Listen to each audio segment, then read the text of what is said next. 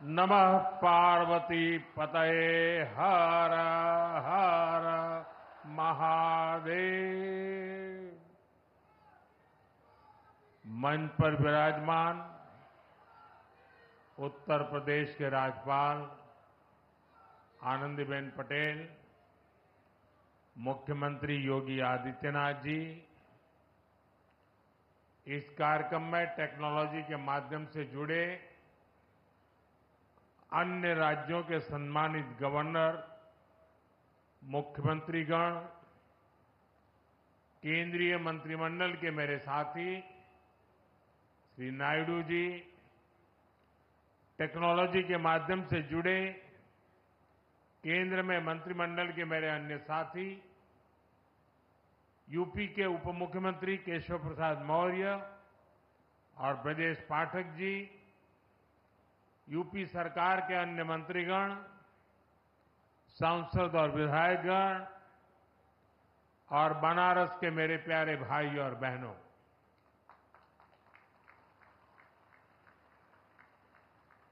आज एक बार फिर बनारस के घरे आवे के मौका मिलल है।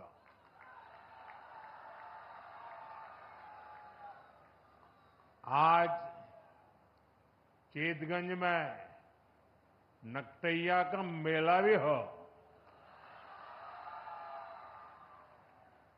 धनतेरस, दीपावली और छठी मैया के त्योहार सब आवत है। और उससे पहले आज काशी विकास के पर्व का साक्षी बनत है। आप सबके बहुत खूब बधाई।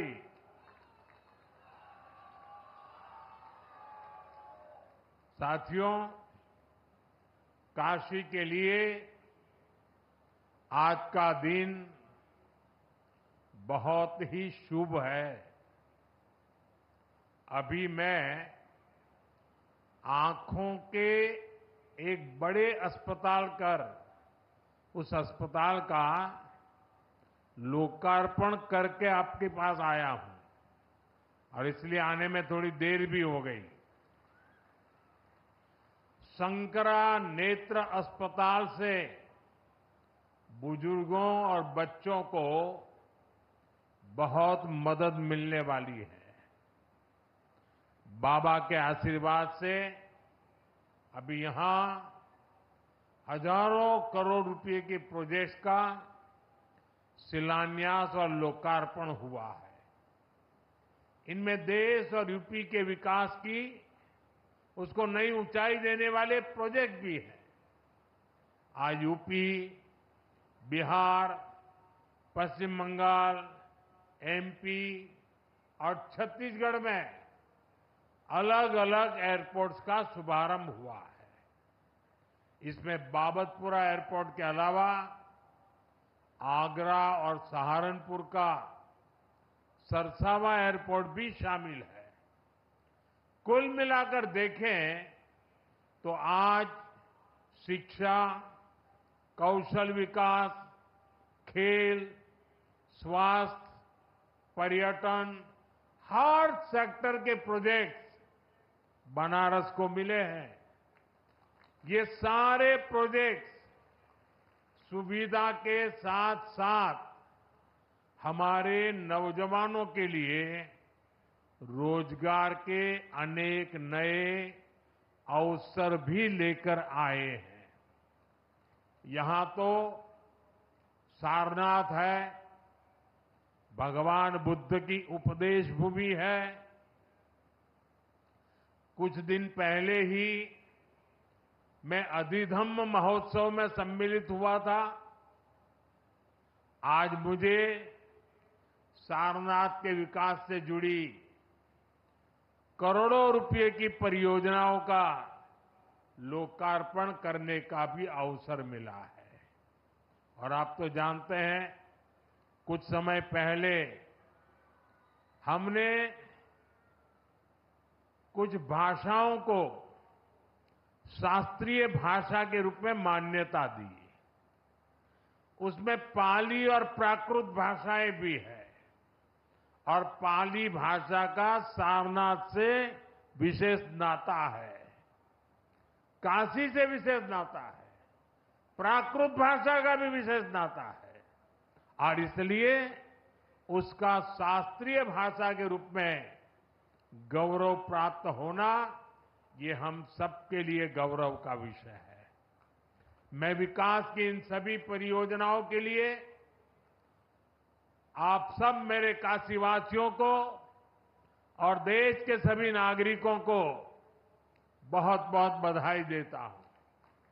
साथियों, आपने मुझे जब लगातार तीसरी बार सेवा करने का आदेश दिया था तब मैंने 3 गुना गति से काम करने की बात कही थी।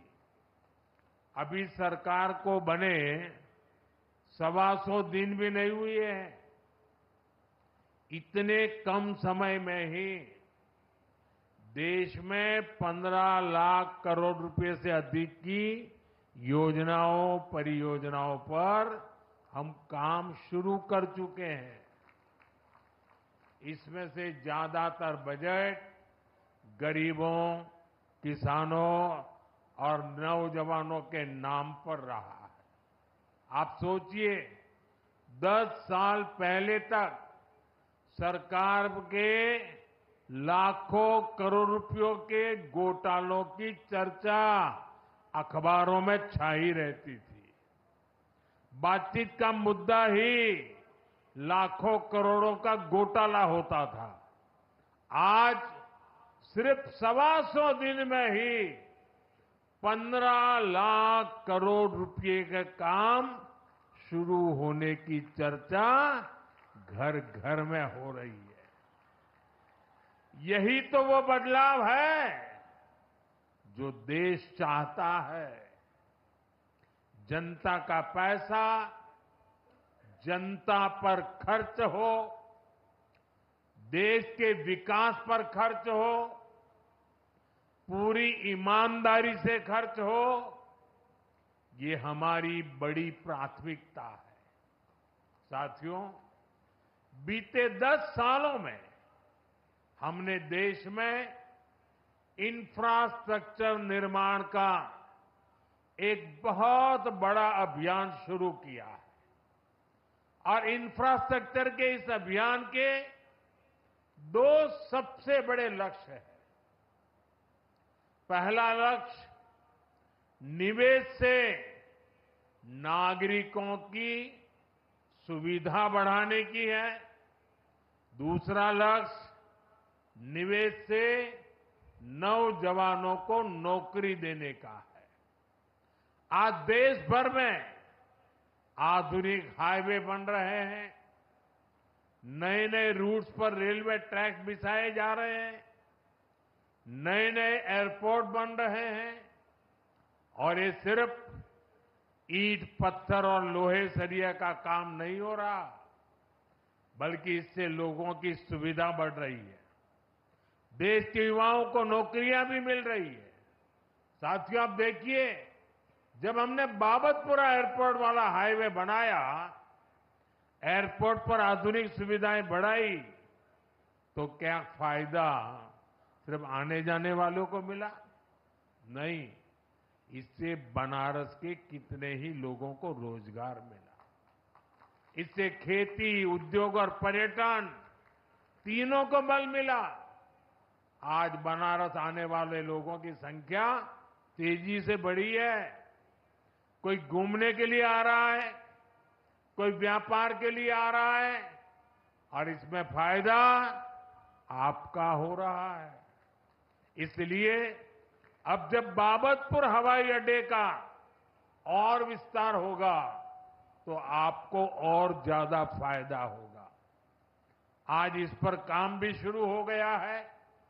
ये काम जब पूरा हो जाएगा तो यहां ज्यादा विमान उतर पाएंगे।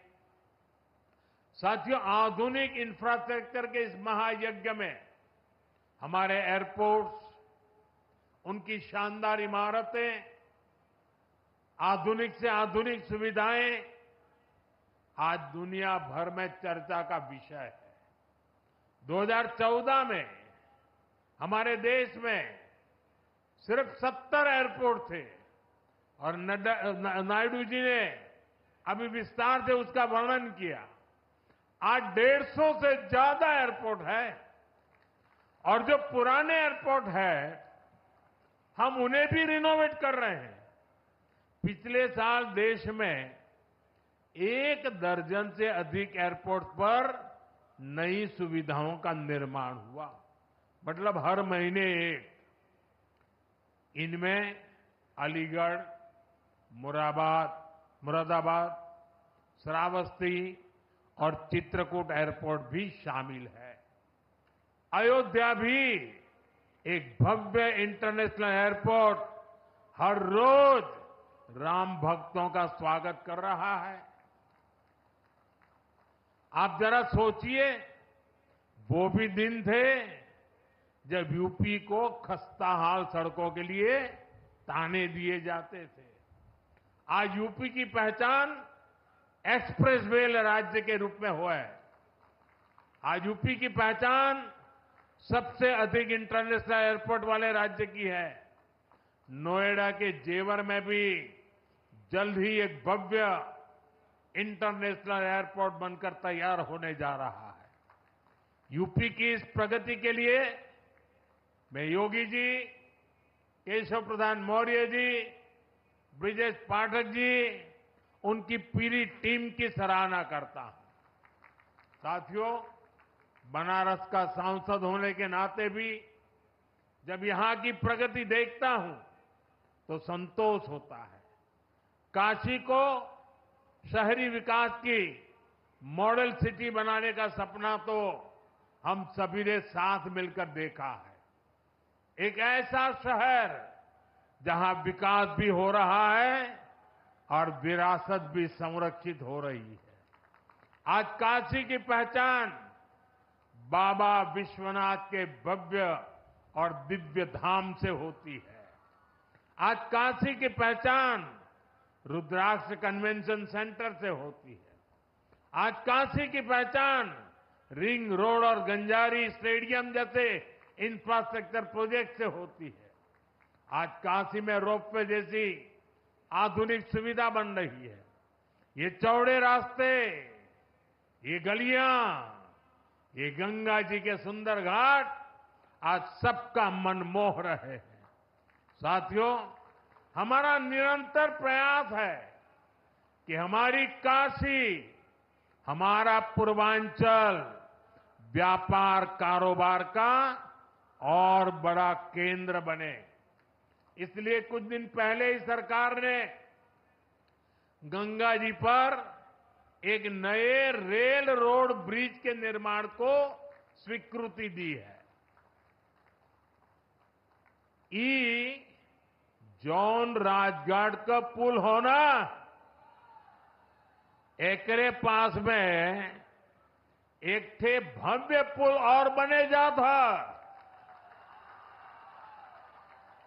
एकरे नीचे कई थे ट्रेन चले और ऊपर 6 लेन का हाईवे भी बनी। एकर लाभ बनारस और इस चंदौली के लाखन लोगन के मिले। साथियों, हमारी काशी अब खेलों का भी एक बहुत बड़ा केंद्र बनती जा रही है। सीगरा स्टेडियम अब नए रंग रूप में आपके सामने है। नए स्टेडियम में राष्ट्रीय प्रतियोगिताओं से लेकर ओलंपिक तक की तैयारियों के इंतजाम हो गए हैं। यहां खेलों की आधुनिक सुविधाएं बनी हैं। काशी के नौजवान खिलाड़ियों का सामर्थ्य क्या है, ये सांसद खेल प्रतियोगिता के दौरान हमने देखा है। अब पूर्वांचल के हमारे बेटा बेटी का बड़ा खेल के तैयारी बढ़े। अच्छी सुविधा मिल गई है। साथियों, समाज का विकास तब होता है जब समाज की महिलाएं और नौजवान सशक्त होते हैं। इसी सोच के साथ सरकार ने नारी शक्ति को नई शक्ति दी है। करोड़ों महिलाओं को मुद्रा लोन देकर उन्हें व्यापार करने की सहूलियत दी गई है। आज हम गांव-गांव में लखपति दीदी बनाने के लिए काम कर रहे हैं। आज गांव की हमारी बहनें अब ड्रोन पायलट भी बन रही है। और ये तो काशी है, यहां साक्षात शिव भी माता अन्नपूर्णा से भिक्षा मांगते हैं। काशी ये सिखाती है कि समाज तभी समृद्ध होगा जब नारी सशक्त होगी। इसी भावना से हमने विकसित भारत के हर संकल्प में नारी शक्ति को केंद्र में रखा है। जैसे पीएम आवास योजना ने करोड़ों महिलाओं को उनके अपने घर की सौगात दी है। इसका बहुत बड़ा लाभ यहां बनारस की महिलाओं को भी मिला है। आपको पता है, सरकार अब 3 करोड़ और नए घर बनाने जा रही है। यहां बनारस में भी जिन महिलाओं को पीएम आवास के घर नहीं मिले, उन्हें भी जल्द से जल्द ये घर दिए जाएंगे। हमने घर घर नल से जल और उज्ज्वला गैस तो पहुंचाई है। अब मुफ्त बिजली और बिजली से कमाई वाली योजना भी चल रही है। पीएम सूर्य घर मुफ्त बिजली योजना से हमारी बहनों का जीवन और आसान होने वाला है। साथियों, अपनी काशी बहुरंगी सांस्कृतिक नगरी है। यहां भगवान शंकर का पावन ज्योतिर्लिंग है, मणिकर्णिका जैसा मोक्ष तीर्थ है, यहां सारनाथ जैसा ज्ञान स्थल है। दशकों दशक बाद बनारस के विकास के लिए इतना काम एक साथ हो रहा है। वरना काशी को तो जैसे उसके हाल पर छोड़ दिया गया था। इसलिए आज मैं हर काशीवासी के सामने एक सवाल उठा रहा हूं। आखिर वो कौन सी मानसिकता है जिसके चलते पहले काशी को विकास से वंचित रखा गया? 10 साल पहले की स्थिति याद करिए। बनारस को विकास के लिए तरसाया जाता था। जिन लोगों ने यूपी में लंबे समय तक सरकारें चलाई, जो लोग दिल्ली में दशकों तक सरकार में बैठे रहे, उन्होंने कभी बनारस की परवाह क्यों नहीं की? इसका जवाब है परिवारवाद और तुष्टीकरण की राजनीति। कांग्रेस हो या समाजवादी पार्टी, ऐसे दलों के लिए बनारस का विकास न पहला प्राथमिकता में था, न भविष्य में कभी होगा। इन दलों ने विकास में भी भेदभाव किया, जबकि हमारी सरकार सबका साथ सबका विकास के मंत्र पर चलती है। हमारी सरकार किसी योजना में भेदभाव नहीं करती। हम जो कहते हैं वो डंके की चोट पर करके दिखाते हैं। अयोध्या में भव्य राम मंदिर बनेगा। आज अयोध्या में हर रोज लाखों लोग रामलला के दर्शन करने जा रहे हैं। महिलाओं को विधानसभा और लोकसभा में आरक्षण की बात भी वर्षों से लटकी रही थी। यह ऐतिहासिक काम भी हमारी सरकार ने पूरा किया है। 3 तलाक की कुरीति से कितने ही परिवार पीड़ित थे। मुस्लिम बेटियों को इससे मुक्ति दिलाने का काम हमारी सरकार ने किया। ये भाजपा सरकार ही है जिसने ओबीसी आयोग को संवैधानिक दर्जा दिया। ये भाजपा सरकार है एनडीए सरकार ही है जिसने बिना किसी का हक छीने गरीबों को 10% आरक्षण दिया। साथियों, हमने अपना काम किया, नेक नियत से नीतियां लागू की, ईमानदारी से देश के हर परिवार का जीवन बदलने का प्रयास किया। इसलिए देश भी हमें लगातार आशीर्वाद दे रहा है। अभी हरियाणा में हमने देखा है कि कैसे वहां तीसरी बार लगातार भाजपा की सरकार बनी है। जम्मू कश्मीर में भी भाजपा को रिकॉर्ड वोट मिले हैं। साथियों, आज भारत के सामने परिवारवादी राजनीति का भी बहुत बड़ा खतरा है। ये परिवारवादी सबसे ज्यादा नुकसान देश के युवाओं को करते हैं। ये कभी भी युवाओं को मौका देने में विश्वास नहीं करते। इसलिए मैंने लाल किले से एक आह्वान किया है, मैं देश के 1 लाख ऐसे नौजवानों को राजनीति में लाऊंगा जिनके परिवार का राजनीति से कोई लेना देना नहीं है। ये भारत की राजनीति की दिशा बदलने वाला अभियान है। ये भ्रष्टाचार और परिवारवादी मानसिकता को मिटाने का अभियान है। ये काशी के उत्तर प्रदेश के नौजवानों से भी कहूंगा कि आप खुले मन से नई राजनीति की धुरी बने। काशी का सांसद होने के नाते मैं यहां के नौजवानों को ज्यादा से ज्यादा आगे लाने के लिए प्रतिबद्ध हूं। साथियों, काशी का ये मंच एक बार फिर पूरे देश के नए विकास प्रतिमानों का आरंभ स्थल बना है। काशी एक बार फिर राष्ट्र को नई गति देने का साक्षी बनी है। मैं एक बार फिर आज के विकास कार्यक्रम से जुड़े सभी राज्यों को, सभी माननीय गवर्नर्स को, सभी माननीय मुख्यमंत्रियों को और काशी के लोगों को, देशवासियों को बहुत बहुत बधाई देता हूं। मेरे साथ बोलिए, नमः पार्वती पतये हर हर महादेव।